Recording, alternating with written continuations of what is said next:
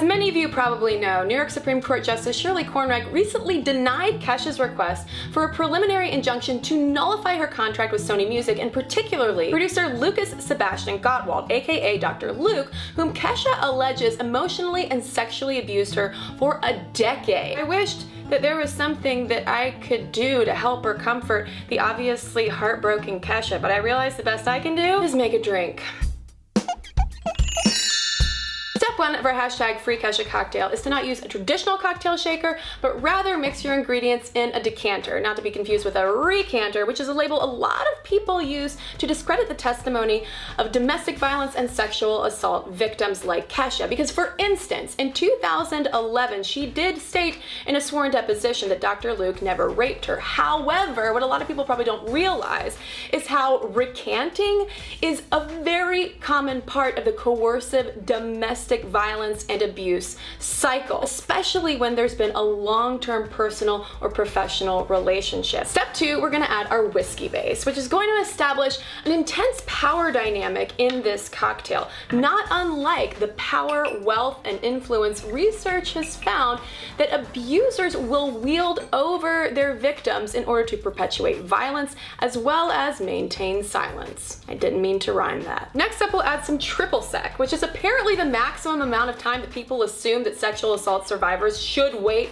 before going to the police, even though it's extremely common for them to wait weeks, months, years, if ever, reporting the incident due to factors related to fear, shame, and re-traumatization associated with it. And now, a dash of bitters, which is what some people claim that Kesha's whole lawsuit against Dr. Luke is all about, ignoring the fact of how violence against women runs rampant in the music industry.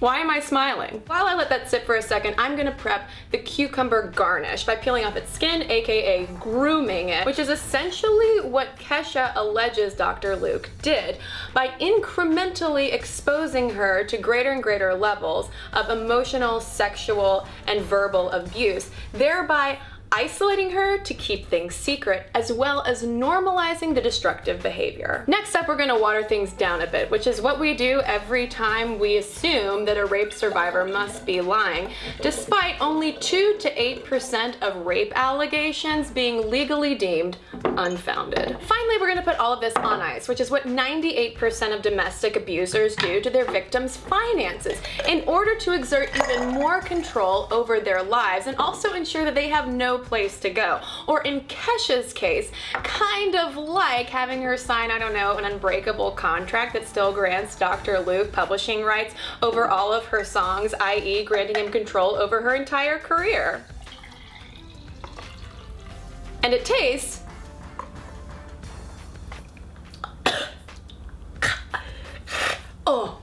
just as disgusting as it is to watch rape culture on full display. Free Kesha.